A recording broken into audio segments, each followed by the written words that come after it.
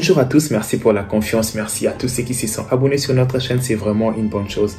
Et merci aussi à ceux qui like, commentent, partagent, merci infiniment. Aujourd'hui, on va parler de l'origine de l'Empire Loba. Mais on ne peut pas commencer par parler de l'Empire Loba sans parler de Ilunga Mbidi qui est le fondateur.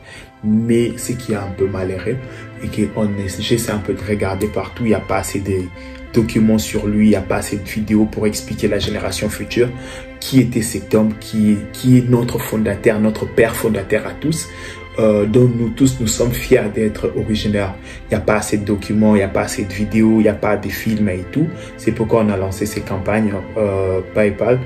Soutenez-nous, aidez-nous avec tout ce que vous avez. Donc 5 euros, 10 euros. J'ai vu quelques-uns ont déjà envoyé quelque chose. Merci, ça me va.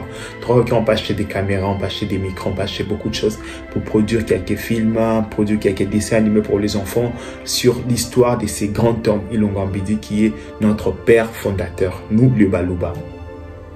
Ilunga Mbidi, son histoire commence vers le sud-est de l'actuelle République démocratique du Congo, donc vers le Katanga.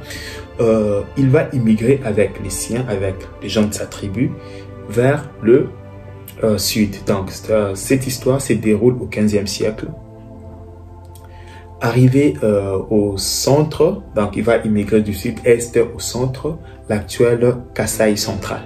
Arrivé au Kasaï central, il va rencontrer le chef Congolo. Quand il va rencontrer le chef Congolo, qu'est-ce qui va se passer? Le chef Congolo fait face à un problème. Il n'arrive pas à asseoir son pouvoir au centre de l'actuelle République démocratique du Congo. Il devait faire des conquêtes. Et comme il n'avait pas de tacticiens, il n'avait pas de guerriers pour faire la guerre et quelques conquêtes, il va accueillir Ilunga et sa tribu. En contrepartie, Ilunga Mbidi va l'aider à conquérir tous ces territoires. En étant un grand guerrier, un grand général, Ilunga Mbidi va commander l'armée qui va faire plusieurs conquêtes au centre de l'actuelle République démocratique du Congo. Et tellement qu'il était devenu très populaire, le chef congolo va lui donner en mariage à ses deux sœurs jumelles. Donc, va donner ses deux sœurs jumelles en mariage à Ilunga Mbidi. Va épouser deux sœurs jumelles, de petites sœurs de chef congolo. Qu'est-ce qui va se passer?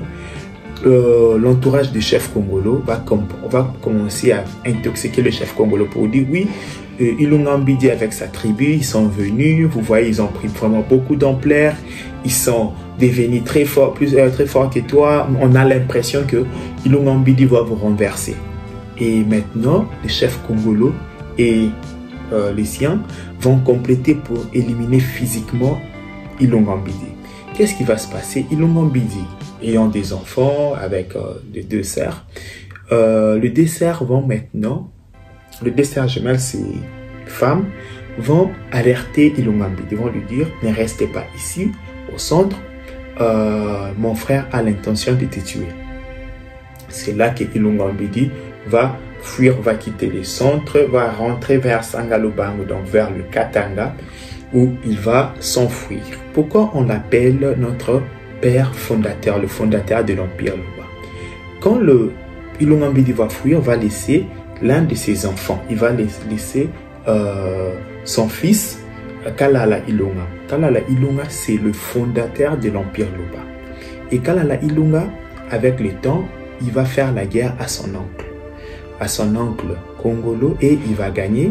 Il va réunifier toutes les conquêtes avec les conseils de son père, qui est Ilunga Mbidi.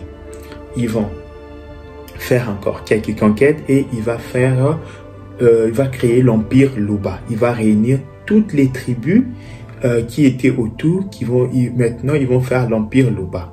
Et l'Empire Loba la force de l'Empire Loba vient de ces tribus. Parce que ici c'est très important. La différence entre l'Empire Loba, pourquoi l'Empire Loba a vraiment existé pendant longtemps, pourquoi l'Empire Loba a eu cette force aujourd'hui que vous pouvez voir. Le Loba, il y a des chefferies, mais les Loba, ils sont toujours unis comme un seul tribu. Pourquoi? Parce que les Loba, il y avait d'abord les Chibilu. Chibilu, ça veut dire rassemblement ou bien ensemblé. Aujourd'hui, c'est l'équivalent de l'Assemblée nationale. Donc, tous les chefs des tribus se réunissaient, parlaient, faisaient allégeance à l'autorité de Kalala. C'est ça qui a fait la force, parce que si vous voyez dans d'autres tribus, c'était difficile que le chef de tribu se réunisse, les chefs de clan se réunissent. Et aujourd'hui, je vais vous dire quelque chose, je vais vraiment vous aider avec quelque chose. On a souvent tendance à dire, quand on parle de Baluba, on vous demande vous êtes de quel village. Il y a ceux qui disent Bena et Bakwa. Ici, je pense que c'est vraiment important, ouvrez vos oreilles, parce que quand on parle des Bena, ça veut dire que ce sont les gens qui sont les descendants directs de ces chefs. Comme on dit Bena Kalambai, on peut dire Bena Mpuka, on peut dire Bena, il y en a beaucoup, Bena Mpian. Mais quand on dit Bakwa, Bakwa, ça veut dire que la belle famille, ou bien la belle famille de ses chefs, on dit Bakwa Kalonji. Vous voyez, Bakwa Mulumba. Donc, ça veut dire qu'ils ne sont pas les descendants directs des chefs Mulumba, mais ils sont la belle famille ou bien les invités de Mulumba. Donc, sur ce côté-là, je pense qu'il y avait une personne qui nous avait posé cette question. C'est la meilleure façon de lui répondre. Donc, quand on dit Bena Kalambai, Bena Mpiana, Bena Kalonji, ça veut dire que le descendant direct de Kalonji, les descendants directs de Mpiana, les descendants directs de Kalambai. Mais quand on dit Bakwa, Mulumba, Bakwa,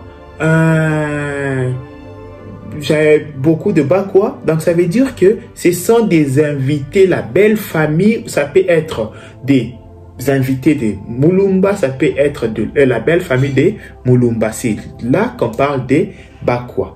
Donc toutes ces tribus, tous ces villages, les chefferies se sont réunis, ils ont fait allégeance à Kalala. Et Kalala, tacticien qu'il avait et qu'il était, avec les conseils de son père, qui est notre grand-père à nous tous, Ilongambidi, va mettre en place la civilisation Luba que nous connaissons aujourd'hui, qui va prendre fin vers le 19e siècle quand les colons sont arrivés. Donc, je vous assure, c'est parmi les royaumes qui ont vraiment persisté de 15e siècle jusqu'à nos jours. C'est là notre histoire aussi, c'est petit. Comme je vous ai dit au début, on veut vraiment faire une vidéo sur ça où on va expliquer comme un film. On va vraiment tourner ça. Ça sera une bonne chose. Merci beaucoup à tous ceux qui nous ont suivis. C'est la seule façon de nous aider, de nous soutenir. C'est partager nos vidéos, c'est partager nos émissions. Cela nous fera vraiment plaisir. Merci à tous. Bye bye.